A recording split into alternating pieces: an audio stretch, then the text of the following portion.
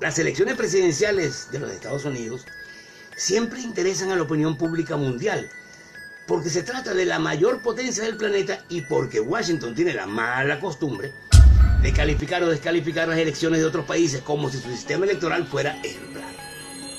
Pero las elecciones en Estados Unidos distan mucho de ser perfectas, están llenas de anacronismos que las diferencian de las demás.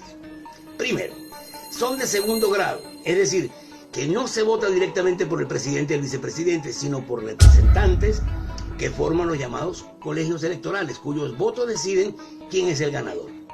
La permanencia de este sistema obsoleto, abandonado hace más de un siglo en casi todo el mundo, es el resultado de la guerra de secesión y la abolición de la esclavitud, cuando los negros emancipados se volvieron ciudadanos y sus votos eran una amenaza para los líderes políticos sureños. Los estados del sur impidieron entonces, y aún impiden, cualquier intento de reemplazar el voto indirecto por el voto popular, nacional, general, como en todos lados.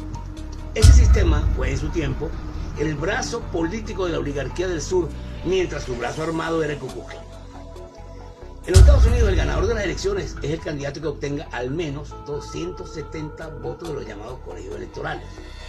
Es posible que un candidato gane el voto electoral y pierda el voto popular. En caso de duda o controversia, la decisión queda en manos de la Corte Suprema, como ocurrió en 2002 cuando los magistrados, en su mayoría republicanos, dieron como ganador un mes después de las elecciones a George W. Bush, a pesar de que su contrincante, el demócrata Al Gore, había obtenido mucho más votos en todo el país. Y Trump fue electo presidente con 304 votos de los colegios electorales sobre los 227 de su contrincante Hillary Clinton, a pesar de que ésta obtuvo 3 millones de votos más en el país. Otra extrañeza es el número de votos de colegio electoral que corresponde a cada estado. Por ejemplo, Wyoming, con 500.000 de habitantes, tiene 3 votos en el colegio electoral, un voto por cada 160.000 habitantes. En cambio, California, con 34 millones, tiene 55 votos, un voto por cada 600.000 habitantes.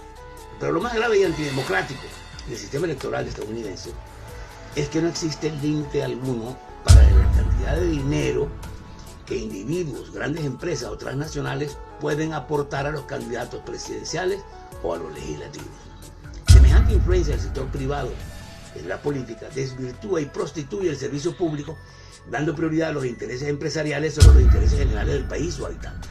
A esta práctica se atribuyen las grandes deficiencias militares del país, a pesar de su gigantesco presupuesto de defensa, el deterioro general de la infraestructura vial y ferroviaria, de los sistemas sanitarios y educativos y la creciente desigualdad y pobreza que afecta a la población.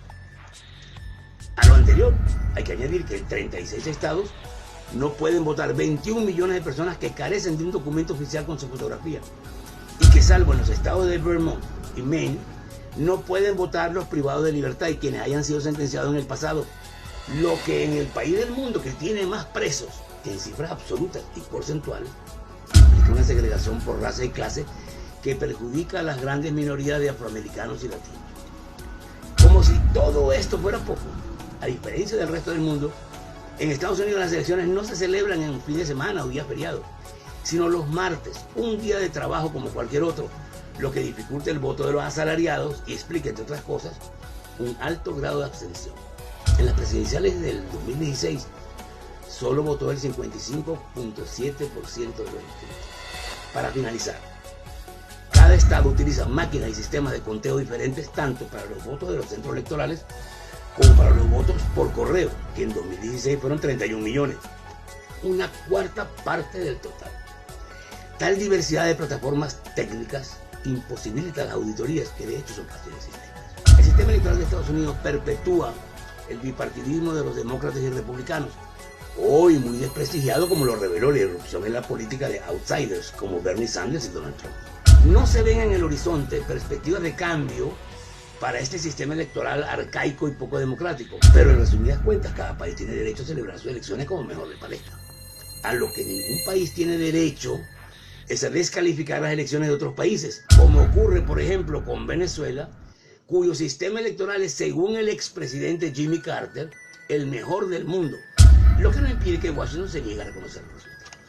Resulta evidente que el gobierno de Estados Unidos, con su arcaico y poco democrático sistema electoral, no tiene ninguna autoridad moral para condenar las elecciones en otros países. Para verla